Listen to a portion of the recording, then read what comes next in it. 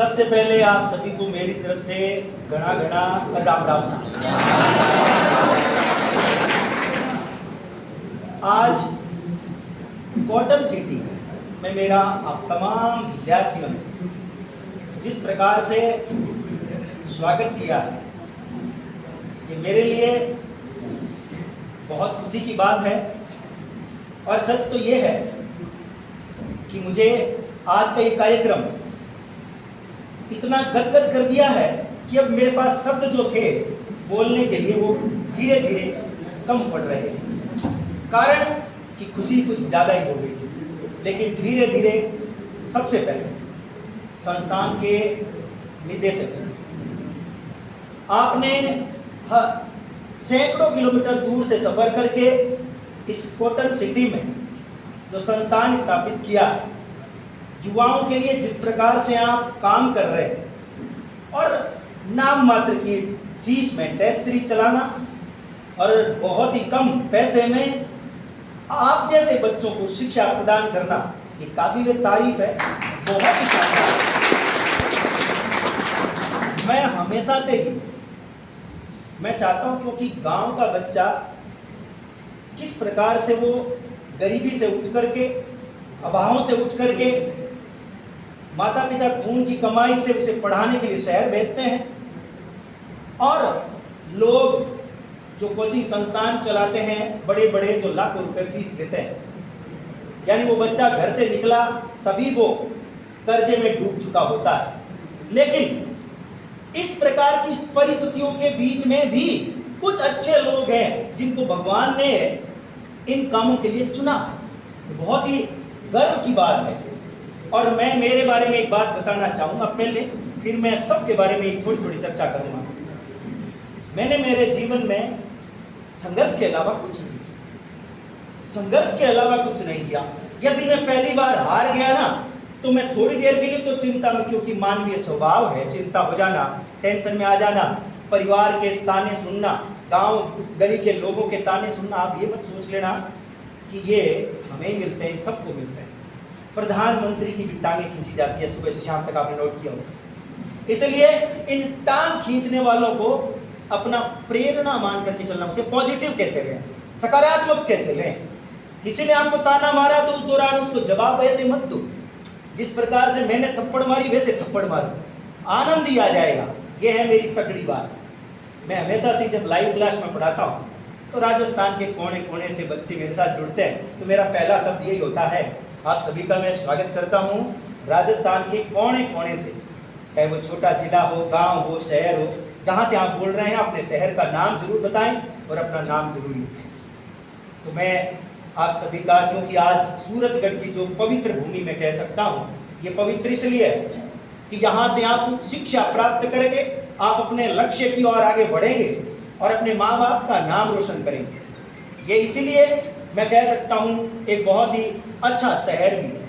और यदि मैं इसको मिनी राजस्थान कह दूं तो मुझे नहीं लगता कोई अतिशयोक्ति होनी चाहिए। मिनी राजस्थान में इसलिए बोल रहा हूँ, यहाँ बाड़मेर का बच्चा, अभी धनराज का मैंने क्या गजब का राजस्थानी भाषा में जो रेप सॉन्ग क्या बोलते हैं उसको, वो मैंने सुना, गजब, बहुत शानदार। ऐसे एक इनके जैसा ही एक और युवा है, वो मेरे जितनी उम्र में ही है, वो गुजरात का है, बहुत शानदार बोलता है राजस्थानी। मैंने ऐसे ही आपकी तरह वो धनराज करता है, वैसे ही करता है। तो मुझे खुशी हुई धनराज, आपका ये पैसा आने वाले टाइम में जो नौकरी करना चाहते हैं उसके साथ साथ वो भी आपका एक अलग से आपका काम चलेगा, यूट्यूब पे छाओगे। मैं भगवान से आपके लिए प्रार्थना करता हूँ। उसके बाद में आपके सामने राजस्थान में संगीत के बारे में एक तगड़ी बात इन्होंने बोली कि संगीत एक बहुत ही गजब की थेरेपी है। सच है, कैसे है मैं बताता हूँ। मैं जब भी चिंता में पड़ता, जब भी दुखी होता, जब भी परेशान होता, जब भी लोगों के ताने सुनता, तो मैं उस समय मुझे सबसे बेहतर जो संगीत याद आता कि ये मेरे लिए अच्छा रहेगा, मैं सुनता और सुनने की कुछ ही, क्योंकि थोड़ी देर के लिए आपको खुशी चाहिए तो संगीत सुनो, लंबे समय की खुशी चाहिए तो 10x10 के कमरे में किताबों के साथ मत मारो और बुरी तरह से मारो, किताबों को भी पता चल जाए कि कोई मुझे पढ़ रहा है। माँ सरस्वती को पता चल जाए कि कोई इंसान है जो मेरी पूजा कर रहा है, उसका मैं ऋण कैसे उतारूं? वो ऋण उतारती है। आज देखो, मेरे बारे में मैंने कभी क्लास में नहीं बोला कि मैंने ये कर रखा है, मैंने ये किया, मैंने ये सफलता असफलता, कभी नहीं।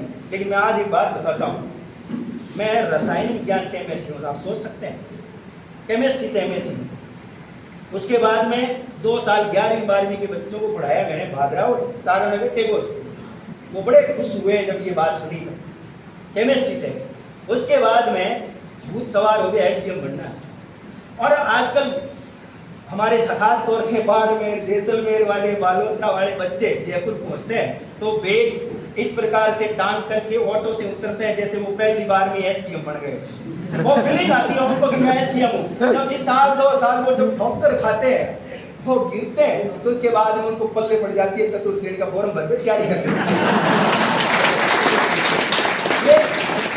और ये सपने कौन दिलाता है? ये सपने वो लोग दिलाते हैं जो रोकड़ा धजा कर लेते हैं। उनका काम ही ये कैसे करके बच्चे को गुमराह करना है। इसलिए जमीन पे रहो। जो आदमी जमीन को पकड़ के रखता है, माँ ये धरती है ना, आपको जीवन भर पकड़े रखे, उड़ने नहीं देगी।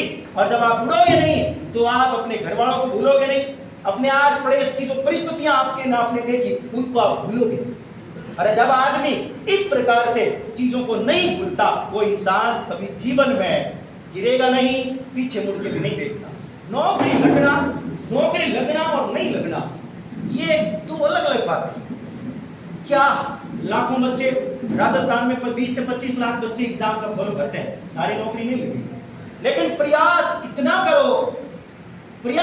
करो कि आपको खुद को ही फीलिंग आ जाए कि बड़ा ये बात तो बेड़ो पार होगा। मतलब इस बार तो मेरा बेड़ा पार होगा ही होगा। मेरे साथ की घटना जो मैं पूरी करना चाहता हूँ, 2012 तक, 2011 और 12 तक की बातें हैं ये। मेरी एमएससी है डूंगर कॉलेज बीकानेर से, एमएससी है। और उसके बाद में मैंने थाना भी हम केमिस्ट्री से बढ़िया स्कूलों में पढ़ाऊंगा तो मेरी केमिस्ट्री और अच्छी होगी। मैं फर्स्ट ग्रेड, थर्ड ग्रेड जो भी कुछ पढ़ना चाह पढ़ जाऊंगा एक बात में। फिर किसी एक अच्छे इंसान ने, जैसे केसर जी है, उसी प्रकार से कोई मित्र मिले, बोले गुरु जी आ रहे से क्या गाँव के हो? और गाँव का आदमी है ना बड़ा पार क्यों होता है शहर की बजाय। कैसे कि गांव का आदमी किसी गली से गुजरेगा ना तो उसकी 360 डिग्री पर आंखें काम करेगी और गली के अंदर क्या पड़ा है वो शाम को बता देगा। फलानी जी की ईंट पड़ी थी और फलानी जी का पत्थर था, फलानी चार क्या कुत्ते थे। इसका मतलब क्या समझ सकते हो आप? इसका मतलब हमारा काम तो करता है खोपड़ा, लेकिन हम उसको यूज नहीं करते। समस्या ये है, हम यूज, और हम जब भी पढ़े कोई भी काम करें, कुछ भी करें, चाहे चाय पी रहे हो तो उस दौरान चाय के आनंद लो, खाना खा रहे हो तो खाने के आनंद लो, पढ़ रहे हो तो फोन मत चलाओ, फोन पढ़ाई किताब के आनंद लो। मैं गारंटी देता हूं तुम भविष्य में बहुत आगे जाओ।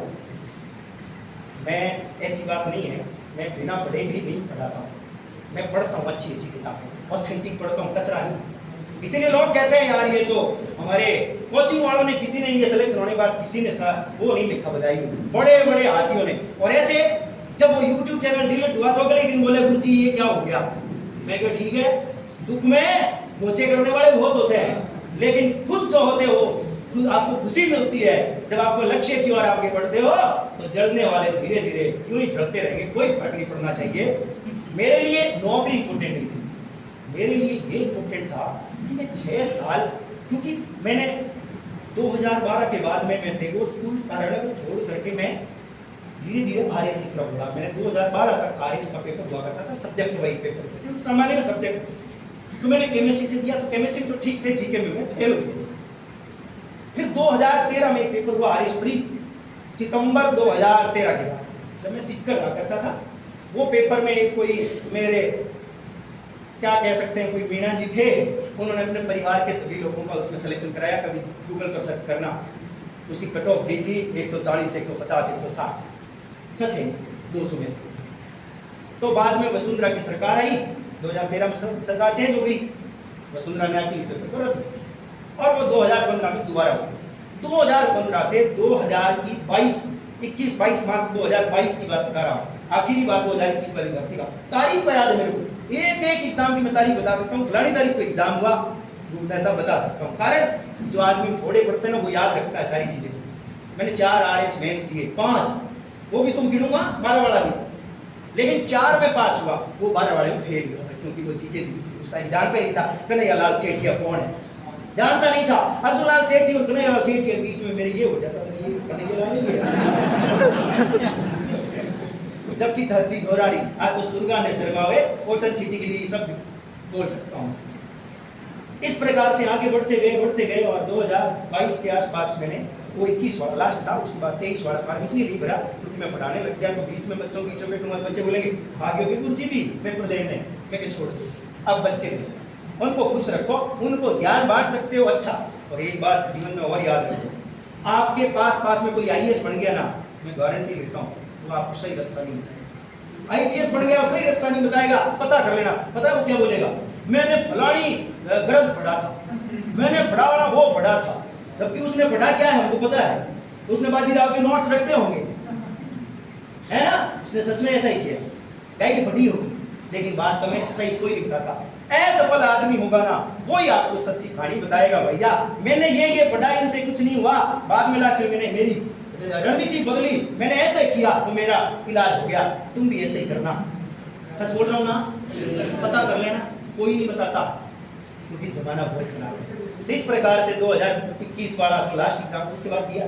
हाँ, 2019 में FSO की पोस्ट आई हुई थी, MSc केमिस्ट्री थी, लेकिन उसमें क्या होता है कि 10-12 सब्जेक्ट आते हैं, उसमें डेयरी भी आती है, बायोटेक्नोलॉजी भी आती है, लेकिन उस जमाने में खाली साइंस पढ़ाता था और GK भी मेरा अच्छा था, केमिस्ट्री भी अच्छी थी और बढ़िया पेपर। अब ये आपके सामने। हाँ, उसके बाद में 6 साल तक की भर्ती अटकी रही, कोर्ट में हम लड़े, लाखों रुपए खर्च किए, अंततः मैं पीछे पड़ा रहा, मैं कि ये नौकरी मिले या ना मिले, लेकिन हम संघर्ष करना नहीं छोड़ सकते, लगातार संघर्ष किया, अंततः ये मिला। मैं ज्वाइन करूं या ना करूं वो मेरी अलग बात, लेकिन वो एग्जाम्पल आपके सामने सेट करना चाहता था। आज कितने बच्चे उस प्रेरणा, 40-40 साल के, 35-35 साल के छोरियां तैयारी कर रहे हैं, वो एक बात बोलते हैं गुरुजी 10-10 साल हो गए, कोई अभी तक किसी सिलेक्शन नहीं हुआ, क्या करें सर, बर्बाद हो गए, घर वालों ने निकाल दिया, कोई उपाय बताओ। अब उन लोगों के लिए प्रेरणा का काम करेगा कि यार ये आदमी, कभी कई कुछ तो कमेंट्स लिखे हैं ये बुढ़ा हो गया, बुढ़े होने के बाद नौकरी लगी,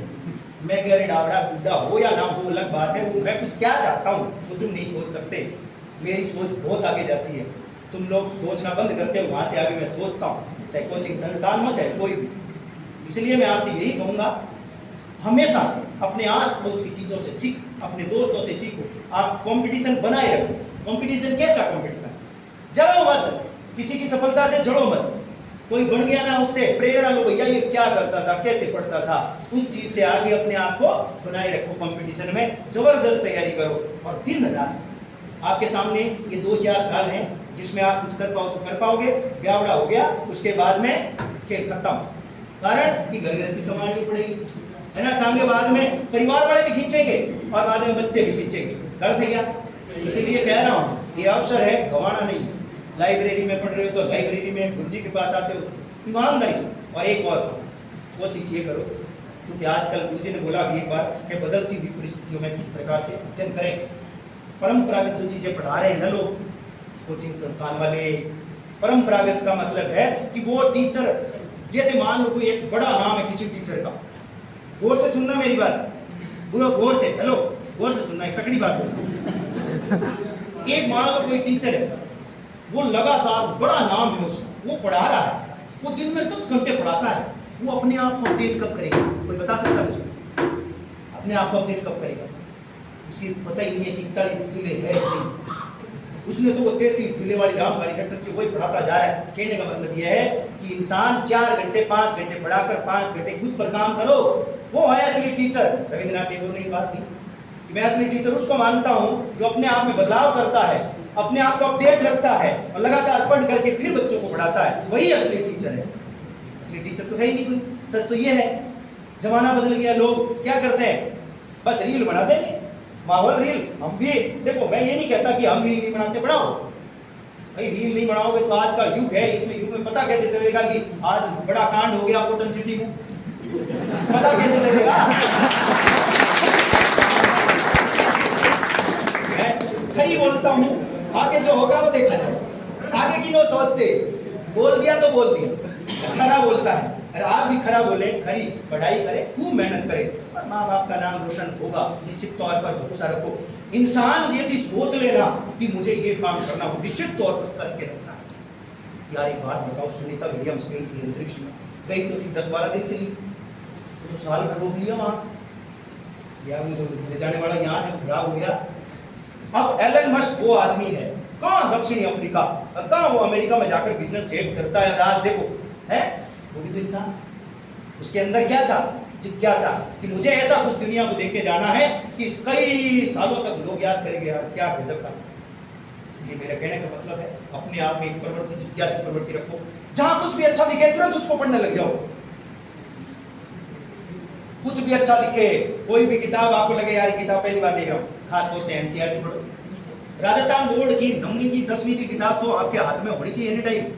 6ठी 7वीं 8वीं की एक किताब हो रही है, शायद उसका नाम है राजस्थान अध्ययन है, 6ठी 7वीं 8वीं की, वो भी आपके हाथ में होनी चाहिए, किस दुकान पे मिल जाएगी है ना, वो होनी चाहिए। और एक काम और करना जो मैं आपको तकड़ा ज्ञान देके जा रहा हूँ, कभी भी आप पढ़ाई करो, कोई टॉपिक सर्च करो आप, जैसे मान लो सूचना का अधिकार सर्च करना, सूचना का अधिकार गूगल पर लिखो। एक ऐसी बात बता रहा हूँ जो कोचिंग वाले कभी नहीं, कोई नहीं बताएगा, हो सकता है गुरुजी मेरे पीछे से बता देता है।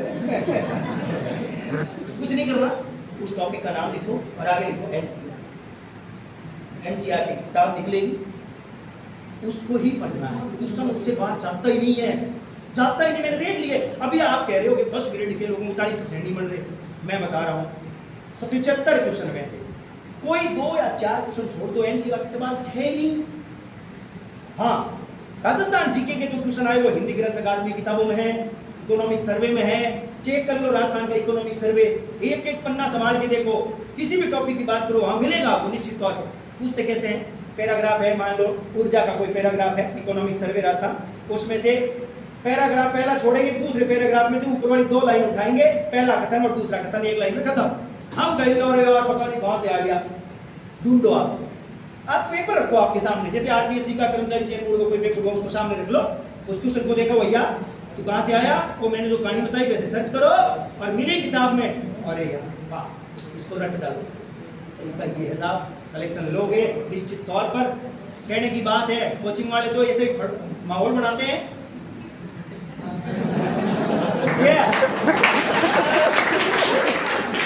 कोचिंग वाले से माहौल बनाते हैं कि भैया इसमें से नहीं इसमें से नहीं। बाकी सच तो ये है, सच को स्वीकार जो कर लेते हैं। मैं ये नहीं कह रहा हूँ कोचिंग संस्थान में खड़ा होकर कोचिंग वालों को, इसलिए बोल रहा हूँ कि कोचिंग वालों में और कुछ एक सही संस्थान चलाने में अंतर।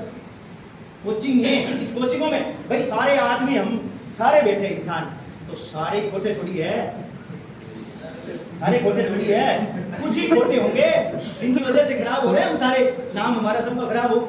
इसलिए चिंता करनी जुटनी है।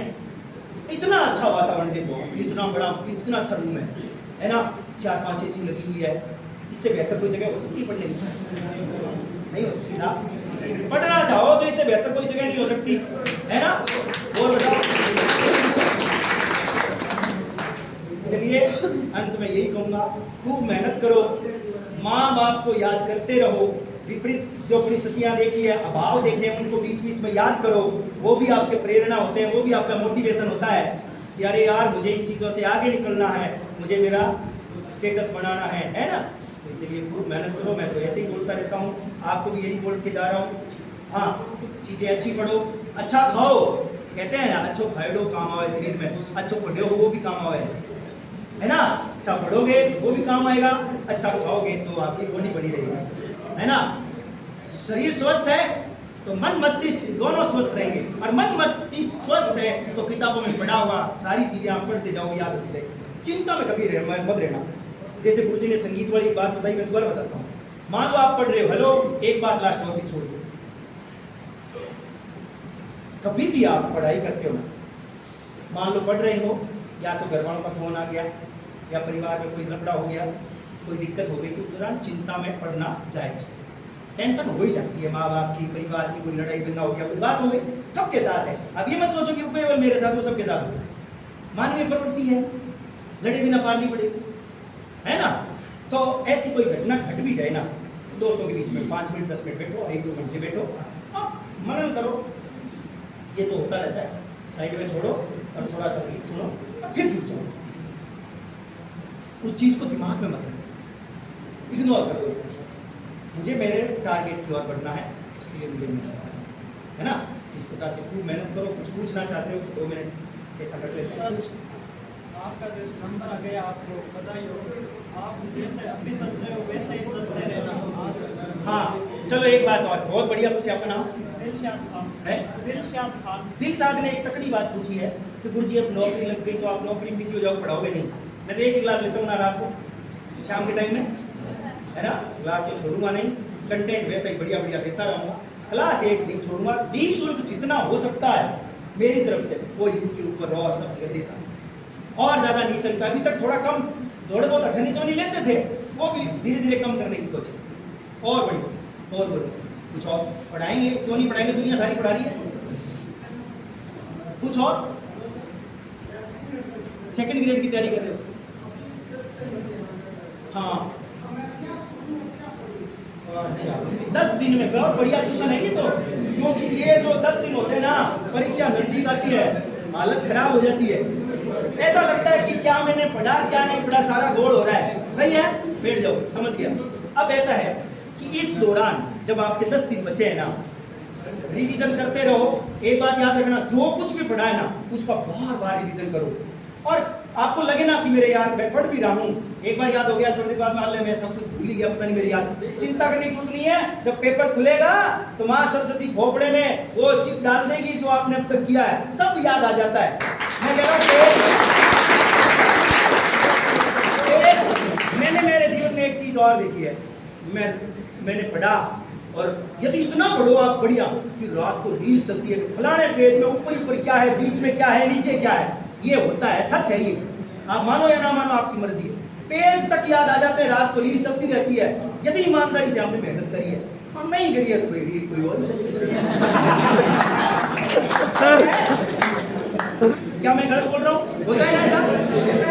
होता है।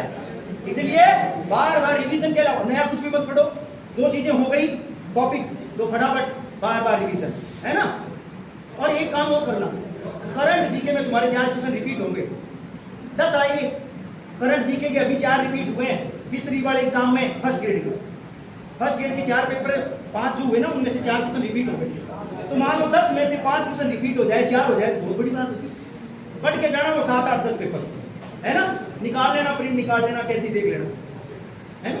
तो उसमें से क्वेश्चन रिपीट हुए, करंट के भी रिपीट हुए, इस बार हुए। आपके ग्रुप में से आ रहे हैं? आपके ग्रुप में से आ रहे हैं? चलो और कुछ? हाँ है?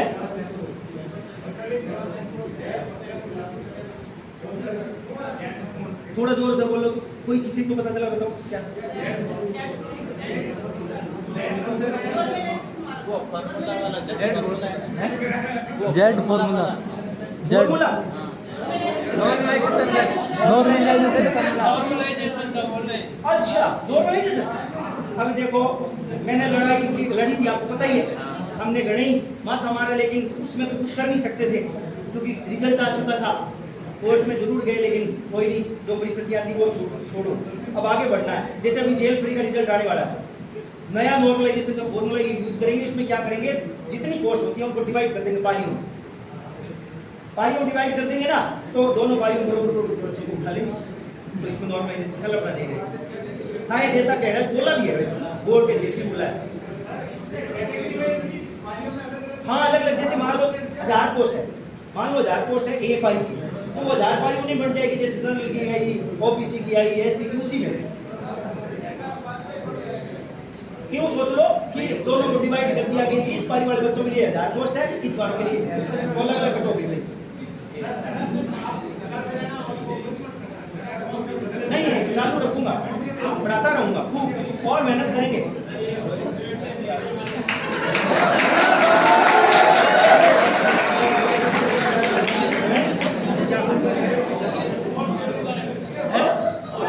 फोर्थ ग्रेड बहुत कम बचे हैं ना। सुनो एक बात और, हाँ एक बहुत ही अच्छा क्वेश्चन है, आप सब लोगों के मन में ये है कि 4th ग्रेड के पेपर में नौकरी करेंगे कि नहीं करेंगे, क्या होगा, गाँव वाले पुराने क्या सोचेंगे। एक चिंता का जो आपका विषय है उसको मैं दूर कर देता हूँ। पेपर देना है, आज के ज़माने में कोई मायना नहीं रखता कि 4th है 3rd। पूरी बात सुनो, आपका मान लो 4th में हो भी गया तो ये तो टेंशन खत्म हो गया, आपको खुद को लगना तो लग गया ना कि यार मैं होशियार तो हूँ लेकिन मैं अभी और उस जगह जाना चाहता हूँ। तो ये तो मेरी सीढ़ी थी, यानी एक मौका मिल गया आपको सीढ़ी ये पैर रखने का। अब आगे तैयारी करो, नवंबर में आपका वीडियो है, उसके बाद में और भर्तियाँ आएंगी, तैयारी करनी है, छोड़ना नहीं है, पेपर देना है, जबरदस्त तैयारी करके लग भी जाए चुपचाप ज्वाइन कर लेना। कोई चीज को, किसी भी चीज को कम मत समझो, ज्वाइन कर लेना बेफिक्र होकर। अरे एक बात बताओ, एक कहावत है गांव में, ने नाव कणो ममुआ चुप, सुनते हो ना? तो इसलिए एक बार पकड़ लो, फिर तैयारी करो आगे। किसने रोका? रोक थोड़ी रहा कोई। आगे मेहनत करो, इससे क्या होगा, 10, 12, 15 हज़ार जो भी मिलेंगे आपको घर वालों से नहीं मांगने पड़ेंगे। आपके वित्त की व्यवस्था हो गई, 1 महीने के अब फिक्स हो गया कि अब तैयारी करते रहो, लाओ बढ़िया किताबें, ले भगवान का नाम है। तो सही बोल रहा हूँ ना? सही है सर। टेंशन नहीं है, छोटी हो बड़ा हो इसके बारे में, छोटा बड़ा हम ही तो सोचते हैं, हम नहीं तो बनाए छोटे बड़े, कोई भगवान थोड़ी बना के दिया है ना। एक दिन बड़े हो जाओगे। कोई और बात? हाँ पूछो पूछो, ठीक है। हाँ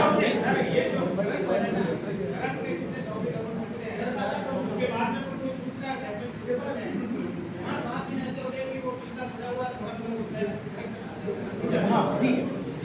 एक चीज जैसे इन्होंने, चाहे वो करंट हो चाहे कुछ हो, मान लो आपने पढ़ाना, हमारा सिगमंड फ्राइड नाम सुना होगा, वो क्या बोलता था?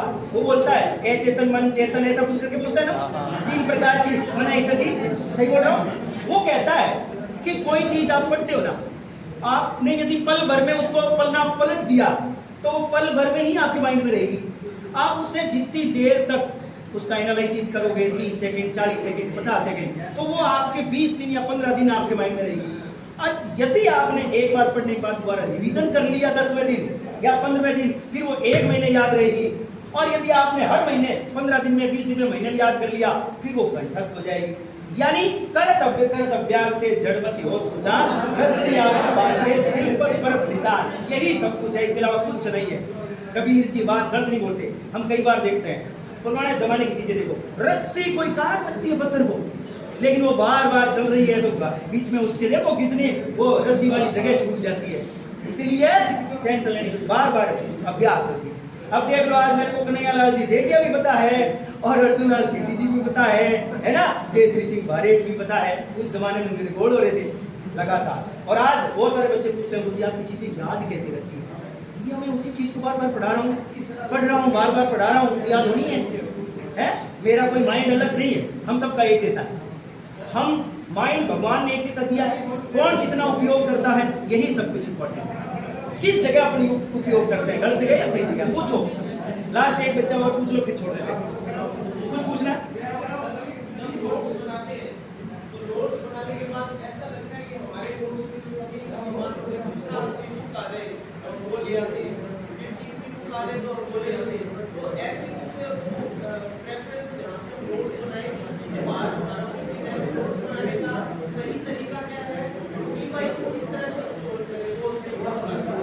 बहुत बढ़िया क्वेश्चन है।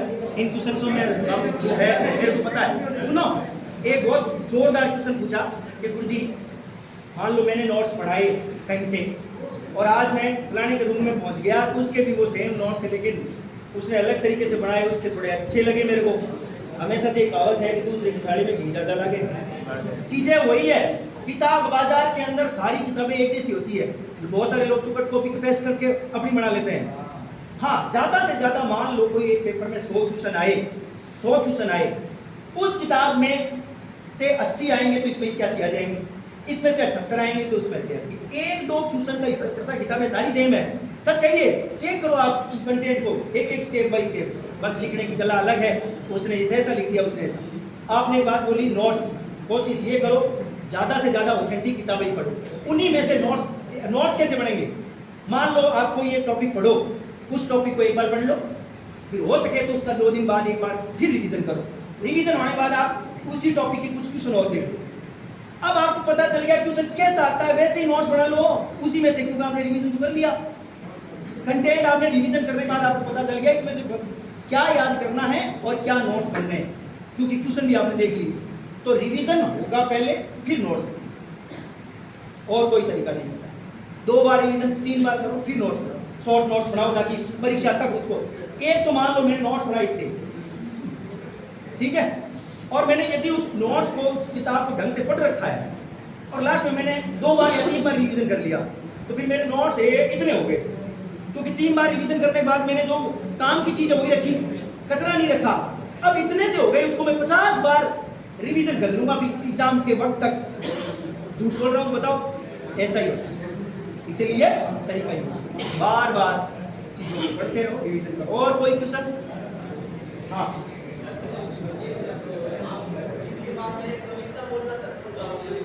आनंद आ जाएगा। मैं सुनो एक बार फिर से केसर जी के लिए जोरदार धन्यवाद देता हूँ। इतना गजब का कार्यक्रम, इतना प्यार दिया। हमारे बीच में इस कार्यक्रम को रखने के लिए बहुत ही छोटी सी हल्की सी बात हुई, इतने बजे मैं आऊँगा, इतने बजे रख लेंगे, और आप इतनी संख्या में आ गए। ये काबिल तारीफ और प्यार है अपना, और ये भगवान पर बनाए रखे। इसी प्रकार से फिर मिलेंगे, जब मिलेंगे आपकी सफलता आएगी, आप मिठाई खिलाओगे, तब मुझे खिलाओगे, मैं दोबारा आऊँगा। है सही है?